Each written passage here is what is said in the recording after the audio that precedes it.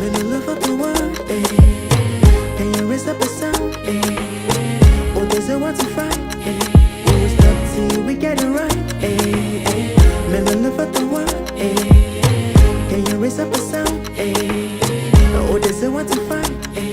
When we stop till we get it right, eh? Hello again. Welcome back to Men's Health Matter, the Prostate Edition. I am your host, AJ Merriweather. You know, it's so wonderful for us to be here today to talk about this disease. You know, I got my brothers coming back today. We're going to continue this conversation from the first one. And, you know, it was so exciting to the audience, the response that we're getting about this conversation. So these are my brothers. Once again, we got Erskine Merriweather on the left. We got the matriarch, the main one on the right, Chris Merriweather. They call him Chryspan, but we call him Chris. They're coming here today to continue to have this conversation on a prostate cancer journey of three brothers. Welcome, gentlemen. Welcome back. I'm so glad that we continue to share with our audience the importance of prostate cancer awareness. So I'm going to start off in the valley. Erskine, I want to continue the flow so the audience would know that this prostate cancer is real. Black men don't talk about it. I want to know, Erskine, once you developed a plan, how were you feeling? And share with me what was on your mind after your first treatment. That the same will go to you, Chris. I'll repeat that in a minute. But Erskine, can you just talk to us? Because see, one of the things we looking at, Erskine, is we brothers. How many years ago, Erskine, and what age was you when you got diagnosed?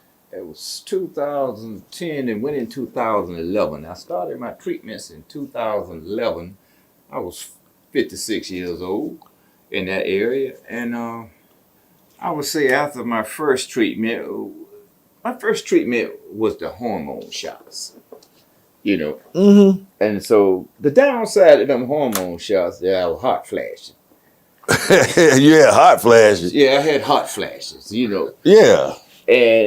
And I say to this day, I never laugh at a female again when she say she hot flash, because I know what that feel like. Right. I was hot flashing. And the downside to that other thing was that the treatments couldn't come fast enough.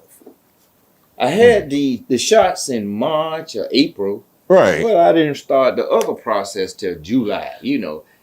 And the downside was I'm worried about, man, what's taking them so long? Why can't we get started sooner?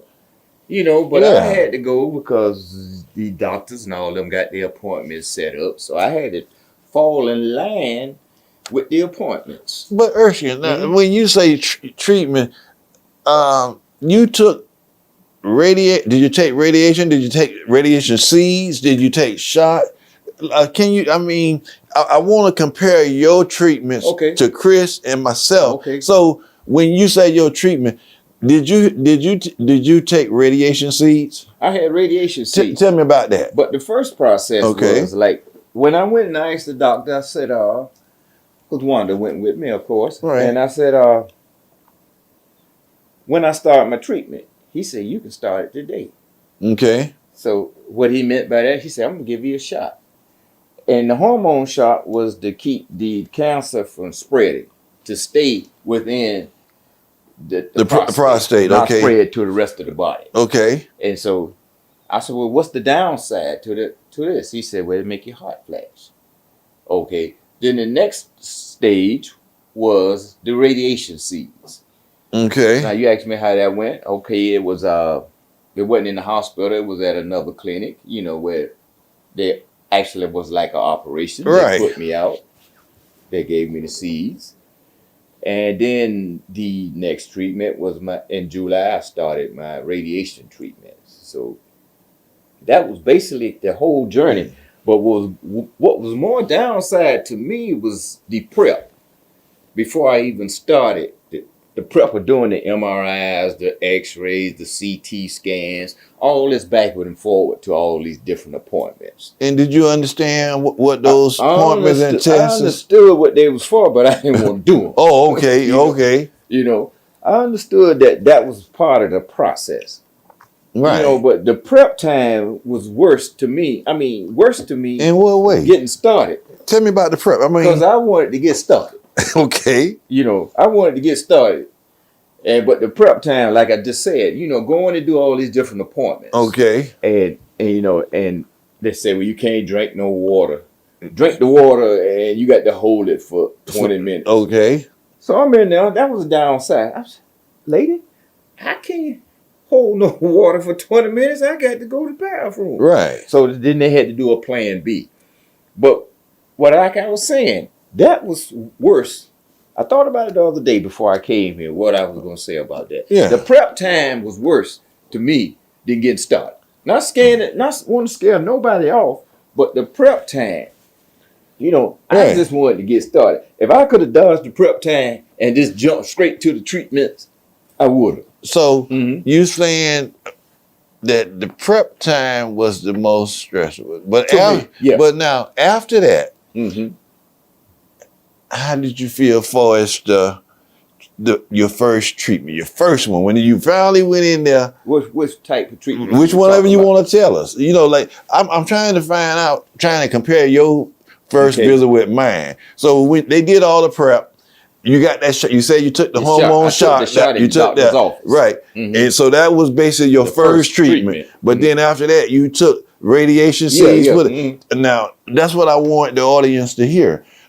So we know you took that. Now after that, I would say, after that first treatment, and afterward, you went into the radiation seed implants.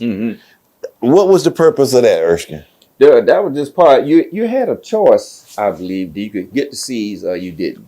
Okay. So I just decided to get the seeds to help the treatment. Okay. The radiation seeds actually cut down on my radiation treatment. Well, I hear people say they did. How many treatments did you have? Radiation. I took every day. I did about 57 rabs. 57, about 57. But you know, when I took mine, I would tell you when I first went in there, I don't know, me and you was over there on Riverside. So when I went in there, now I'm like you, audience, we gonna keep it real. Back then they would put a balloon in your rectum and blow it up, and that was to cover your prostate and keep the treatment from messing with your other organ. Now you want to talk about discomfort, going in there and laying on that table and inserting the balloon and it blows up to cover your organ. But I tell you what, that was probably I hate it because when they did me, Erskine, some kind of way the tech made torn a little cut in my rectum. And we had to stop that type of treatment because the radiation, that was like a cut, an open wound.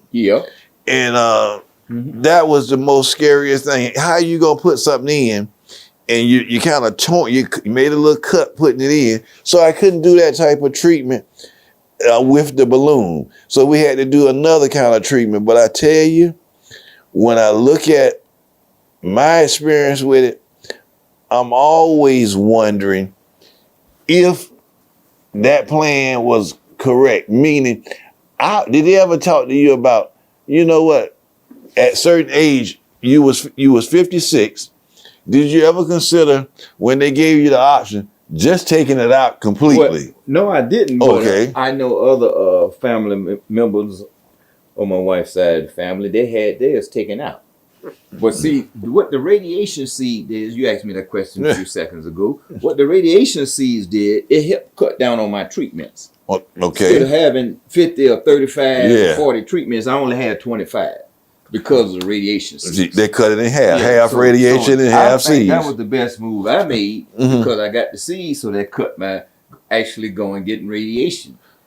And the side effects to me, the worst thing when I started getting the real radiation treatments was every hour and hour, I had to get up and go to The bathroom, because and I was still trying to go to work at that time. and that was hard. So and that was hard. So Yeah. finally, I had to take sick leave Just to do your so I can do my treatment. Wow. And I had, burned my sick leave. I had it on the book, so I Yeah. could use my sick leaves to do my treatment. Right. And I felt a whole lot better. It didn't stop me from getting up, going Right. every hour on the hour. But I went.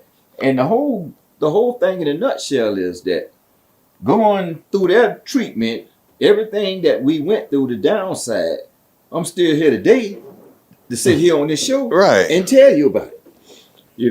So I would say, big bruh, have you ever heard that before?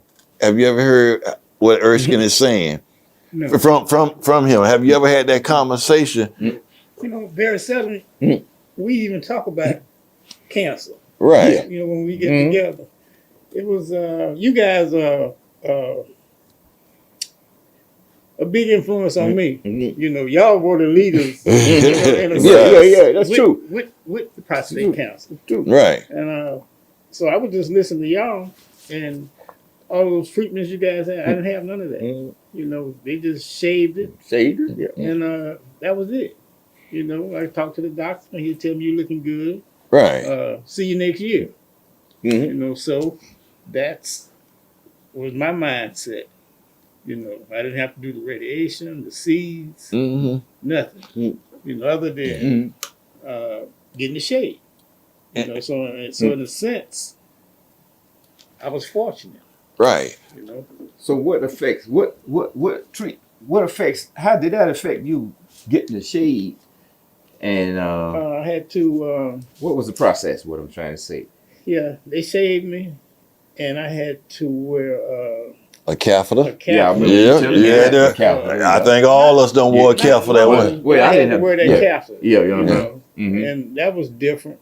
You go to the bathroom, you can't aim straight. Yeah. Wife, she's mad at me because I ain't paying attention. Where it's going. Where it's going. Right. That was probably the worst part. The catheter, which is. I remember you. You told me about that. And I seen you when you were wearing that catheter. But that catheter you wore, I have worn that catheter. But I didn't know. I didn't know I knew you guys was fighting it. Yeah. But I didn't know you were taking seeds. So you had a different process. Yeah. Yeah. And I knew guys who had taken the seed. Right. And survived it. So I didn't have to go through that, which I was fortunate. But it's still a battle. Yeah, it's still a battle. Still a battle. And the thing about it, see, this is one of the things about the journey of us. I got diagnosed, Chris, at 53. I'm 67 now. And I still worry every day. When you say shave the prostate, I call it, the terminology is a Turk procedure where they go in, they shave a little bit. I have had probably 6 or 7 of those procedures you talking about. Because even though I had prostate cancer and we did the radiation, I wasn't as fortunate as you. I was telling you about that balloon, Chris. I was telling Erskine about that balloon. One of the things that happened with me is the overspread of radiation. It got into my urethra, my bladder, and some of my, just the urethra and bladder.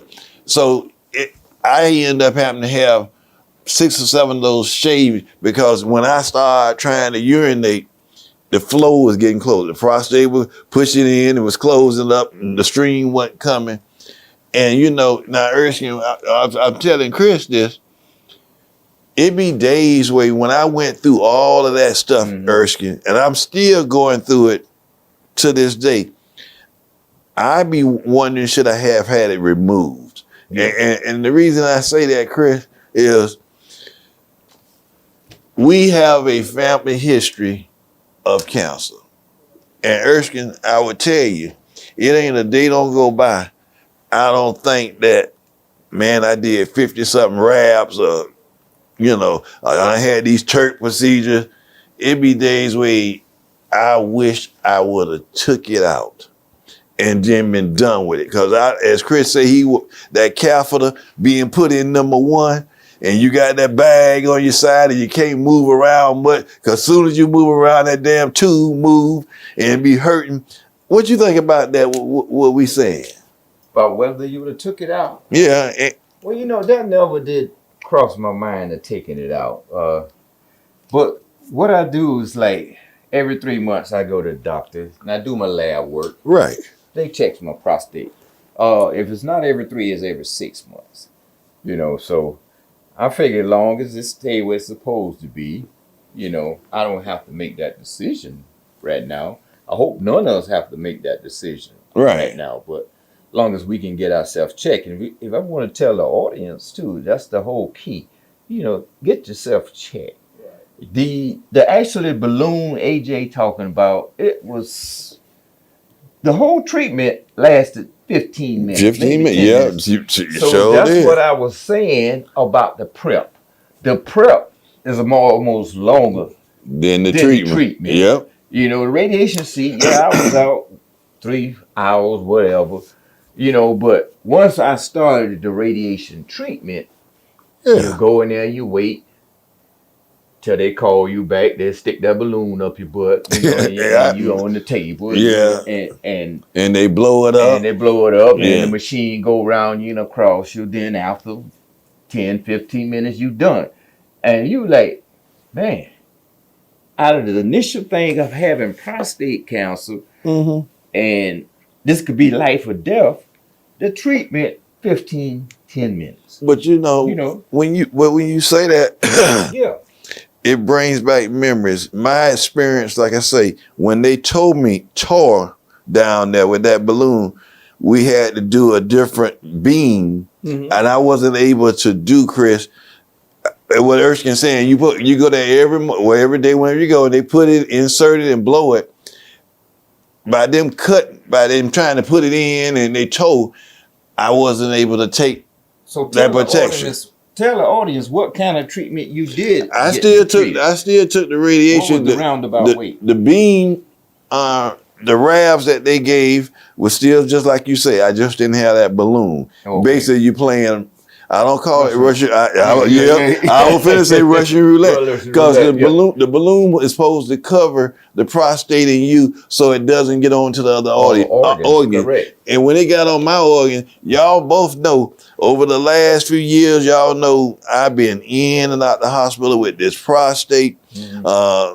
I would tell you, Kristen, you and Kristen came to the hospital with me. I don't want them catheter. I done had them church procedures. And when I think about it some days, my mind, Chris, would be like, man, shoot, I should have took this out. I would have been out 2 weeks. And I always wonder, Chris, the family history. You always hear me say that, but I'm going to let you and Erskine, fill in on this thought. It's so important that the audience know that we got from the same mothers, same fathers, whatever, but the family history is so important. Now we are talking, and my brother Chris, I say he was blessed to just have the in-law. He didn't have to go through what me and Erskine go through. And I remember those days, Erskine, way, shoot, I was going in the morning, you were going to evening crossing pad, and I remember when you was AJ, man, I'm sick, this thing messing, and I'm like, oh man, I feel great. And one of the things I say, Chris, is the chances of, it used to be me and Erskine used to use like that, what's the chances of 2 brothers getting prostate cancer? But we are part of a club that nobody wants to be a part of, Chris. Yeah. When you hear that word cancer and prostate cancer, me and Erskine didn't want to be there. And you were saying, Chris, you you listening to us and you do this. Erskine, the reason Erskine and I are advocate for prostate cancer. We didn't set out to be that. Right. But sometimes God knows the plan. God knows your plan. And he put us in a position where, big bruh, if you would have told me 10 years, 14 years ago, we'll be sitting up here with a show talking about prostate cancer. But you know, any day that we above ground It's a good day. is a good day. So, you know, I tell you straight up, I enjoyed it. This is probably, it's healing, Chris, to have the brothers that we never been this close on an issue. So let me ask you Go this ahead. question then while you're talking.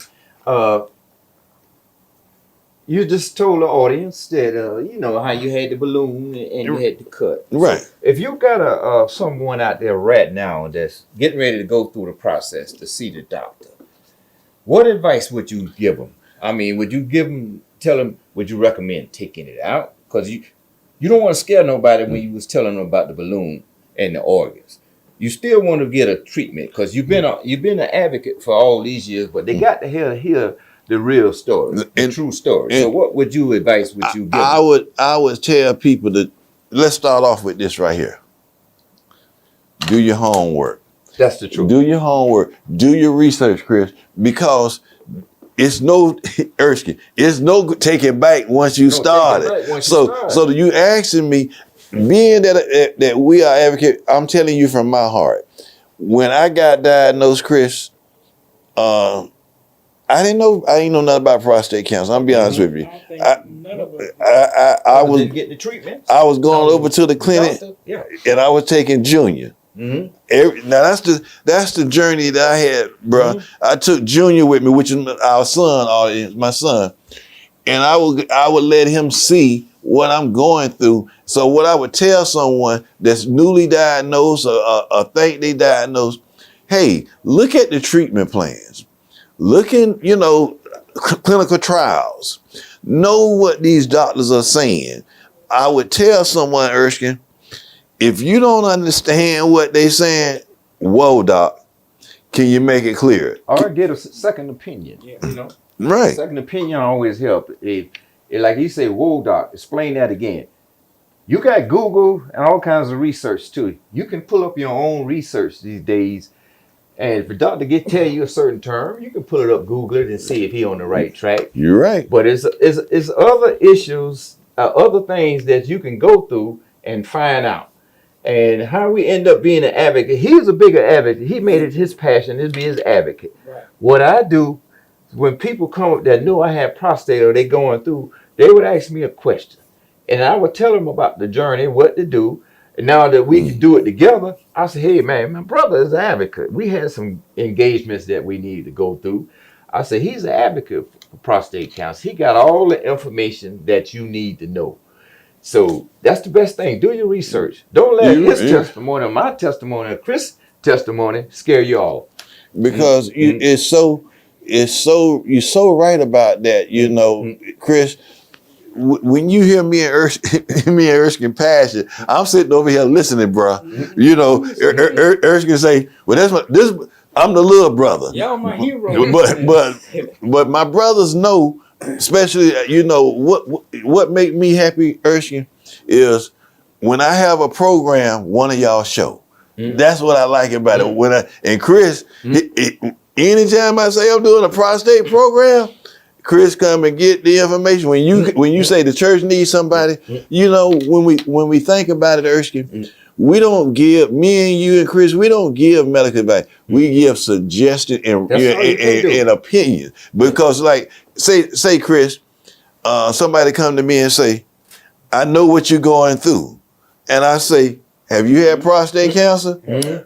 No, then how you know what I'm going through? You can't give nobody advice if you haven't been through it yourself. And what I tell him is, I understand. Yeah, I can understand, Chris, what you're going through. I don't know how you feel. When we talk about this disease, we want to make sure, Chris, that the men that we run into our life, me and Erskine, prostate cancer, Isaac, prostate cancer, Chris, enlarged prostate cancer. Our daughters have had breast cancer, right. Some other type of cancer. We have a family history of genes that cause cancer. Well, I just told you a little bit. I done had stage 3 lung cancer. And I tell y'all all the time, it's in our gene. We got a family history that we have a gene marker that I believe that Erskine, AJ, Chris, and Linda, we the siblings. And out of them siblings, one of us or somebody in this family done had cancer. That should be an alarm to anybody. Listen, audience, as we tell this story, this is very important. When we say our journey, we ain't just talking about, we did treatment. We're talking about how did it affect. Chris, by hearing that, I would like to ask you a question.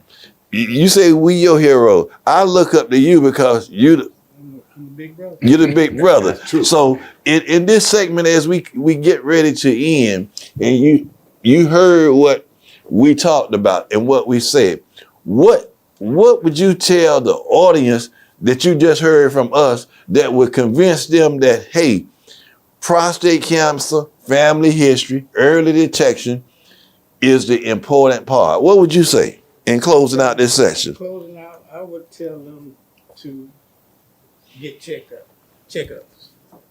Go to your family physician. True. And have a checkup once a year or however, 6 months. 6 months or whatever they tell you to do. And then go along with the program. It's your choice of what kind of treatment to take and what medicine to take and that kind of stuff. It's on you to make that choice. So I say, as we get ready to close out this session, I like to thank you, my brothers, for sharing your story. But it's still work to do in our family, in our community, and you don't have to do it alone. We need men to get screened and be advocates. Your life matters to me. We are brothers, but most of all, the people that we are surrounded by is affected by this disease. Okay. So, audience, as we get ready to close out the session of Men's Health Matter Prostate Cancer Edition, I'd like to take this opportunity to thank my brothers. Audience, this is Chris Merriweather, the main brother that we got, period. I call it the main brother. This is the only oldest brother we got. We got Erskine Merriweather, the middle brother. And you got your host, AJ Merriweather, a 14-year survivor of prostate cancer and a part of the Men's Health. This segment has been Stronger Together for Prostate Cancer Journey of three brothers. We like to thank you so much for tuning in, and we pray that God would touch each and one of y'all if you are dealing with this social issue of prostate cancer. Until we meet again, AJ Merriweather signing off. Thank you, everyone.